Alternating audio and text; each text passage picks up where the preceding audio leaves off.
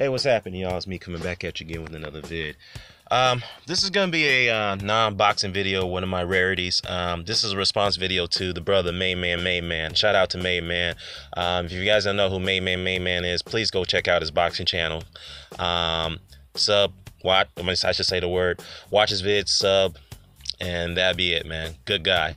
Down to earth and unmilled to the ground just like I am. But he made a video regarding Michael Jackson's legacy being tarnished or being undermined based off the situation with Sony, with the recent revelations about his about this conflicting reports about Sony Music, which was Michael Jackson's former label, or his last label before he died.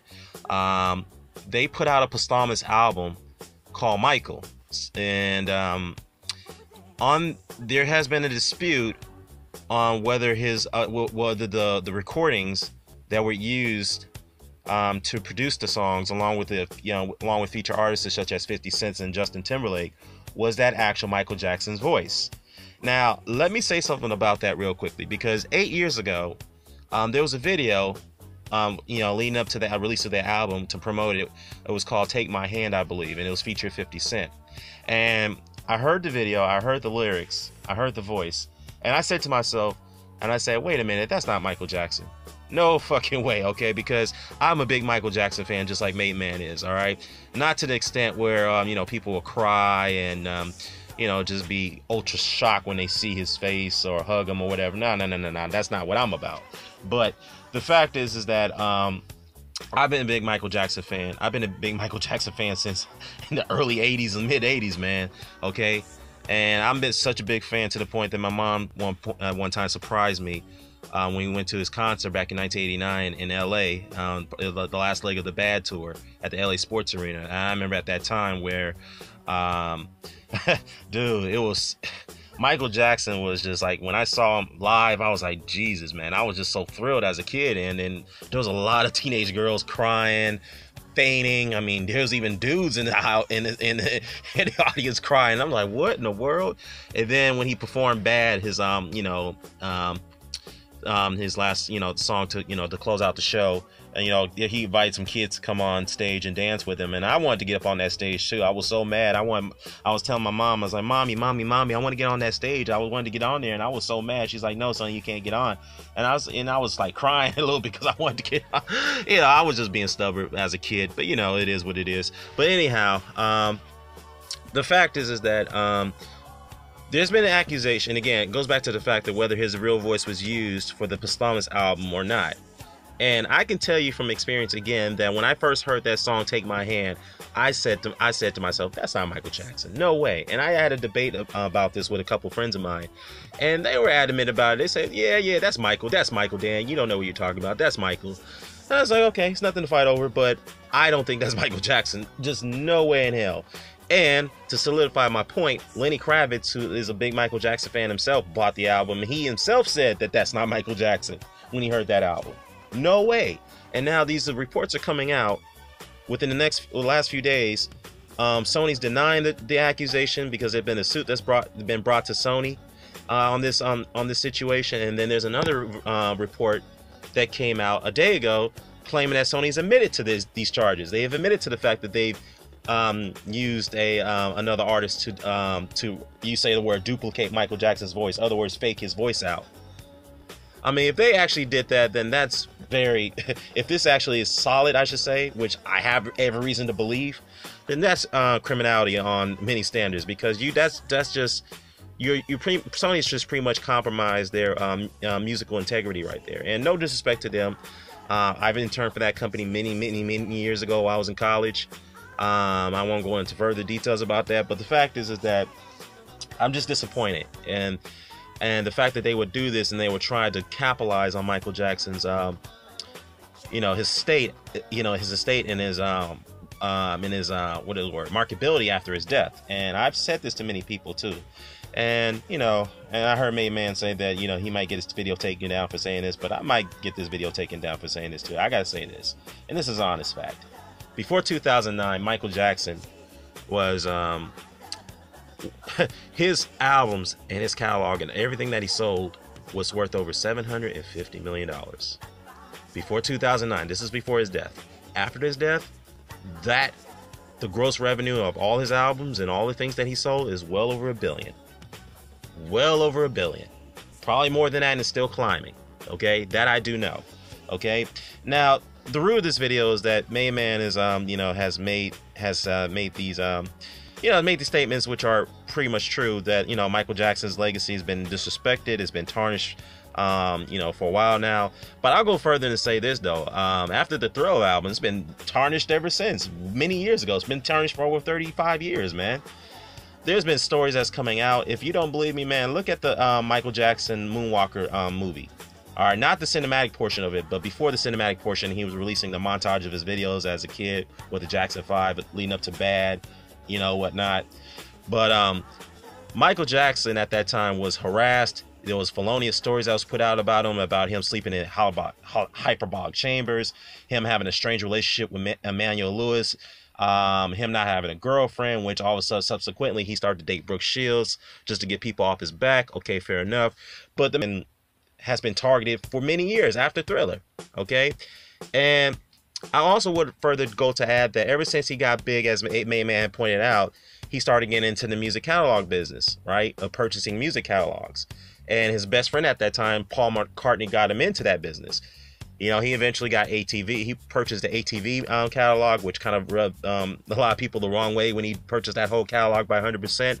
And then the last straw that broke the camel's back between him and Paul McCartney, who's also a powerful figure in the music industry himself as a lead man of the Beatles, he outbidded Paul McCartney back in 1985 for that whole Beatles catalog, and that pissed off McCartney. Him and Michael didn't speak to each other ever since that day. Okay. McCartney had this grudge with Michael for a long time after that. He felt he was betrayed in that situation. But hey, as a businessman, Michael did what he did. Okay, what other businessman wouldn't do that? Outbid their friends for a music catalog, and Michael did that. And of course that rubbed people off the wrong way, including Paul McCartney, as I just mentioned. So his legacy has been tarnished way before, as Mainman would suggest, way before then, way after Thriller. When Thriller got big, he got big, and whatnot. And the one thing I have to say though is, like, these, many people are saying that the Eagles broke Thriller's album record. I don't know about that, because obviously I don't believe that for one second. Okay, I know if they want to include the digital sales and the internet album sales, okay, fair enough, because nobody's buying original albums anymore. I get that, but at the same time, Thriller, I have to go back and check, because I can't find any other records confirming that the Eagles one of their previous albums actually outsold Thriller. I really don't believe that. I think Thriller is still the most sold album of all time. It still is. And the fact is too, another thing is that I think that his reputation, Michael Jackson's legacy, has been further tarnished. I mean, look, he still has a legacy in a positive light. It's like it's positive to negative in a way.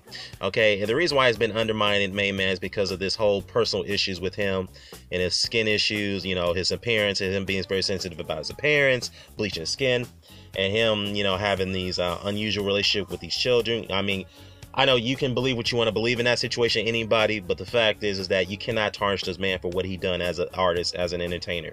No one has ever come close to Michael Jackson. I don't care if it's Rihanna, I don't care if it's Chris Brown, all good artists, no disrespect to them, all great artists, but they can never come close to what Michael Jackson's done, and they will admit to that.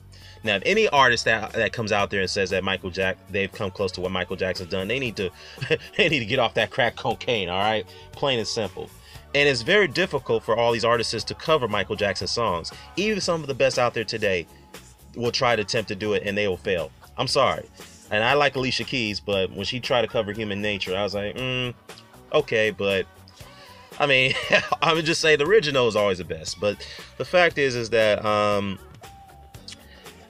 yeah, the whole point of this video, man, is that I want to say that I agree with you almost 100% on it, man. Is that this man's been disrespected, and it's got to stop. But at the same time, people are gonna, they're gonna, if they don't want to respect him, that's their prerogative. But the one thing they cannot tarnish, that can never be undermined, is his music and his legacy, and his craft and talent as an artist will never be as I was saying, his music and his legacy and his craft and his talent as an artist will always, it will be untouched. No one could come close to that. And I will further add to A-Man's point about Michael Jackson's legacy being tarnished. It all goes back to 2001 when the Invisible album also come out, and he also made that controversial song about They Don't Care About Us. We all know who that song was directed to, but I won't go into details. But it's all this accumulating factor, which I think he was more upset at the fact that people were trying to come after him for many years after Thriller, you know. And you also have this whole situation with the dispute with Sony, okay? And many people may not know about this. Him and Tommy Mottola, who was the head of Sony Sony Entertainment USA back then, Tommy Mottola, they were at odds because Michael, as a Mainman, has said that he had at least 50% of that music catalog of his own publishing recording rights to that label. He was planning to purchase 100% of that label. I mean, not the label, the catalog. What he wanted to do is not only take away his, to get 100% of those rights, he also is planning to leave that label. Okay, this was on the eve of the Invincible album release. Okay, back in 2001, and they had this serious dispute to the point that Michael went publicly out at Tommy Mottola, called him a racist, a bigot. I mean, the video's still out on YouTube. Take a look at it, and I can tell you one thing. Since then, and I was there that day when it happened, I can tell you one thing. Sony had some issues, man. I'm not gonna get into that, but it was so bad that he that some changes need to be made at that time. And Michael at the time was pretty much was shafted because he couldn't, there was no promotional backing behind the Invincible album. There were no tour dates. There were no lead-up videos after You Rock My World. It was just, it was bad. But the fact is, though, even though that was his lowest selling, actually it was not the lowest selling album as a solo artist. I think it was since Off the Wall. Even though Off the Wall did great, but even despite that situation, this is how big Michael Jackson was. Despite that situation, that album sold 2 to 3 million copies without any promotion on it, and it debuted #1 on the Billboard charts. So that's how big it was. Even without no promotion, Michael Jackson could still sell millions of copies of any album, any song, or any album that he puts out. All right, that's how untouchable and how defining and iconic that he was from a musical standpoint. And I will also go further to say that this man performed in cities around the world that most of us had even never heard of. I mean, for example, when he performed in Brunei, which is a coastal country in Southeast Asia, I'm like, what other artists have performed in Brunei other than Michael Jackson? But you get my point. Other than that, I wanted to address that, and I'm going to address that bitch over in the UK too. That video's coming up.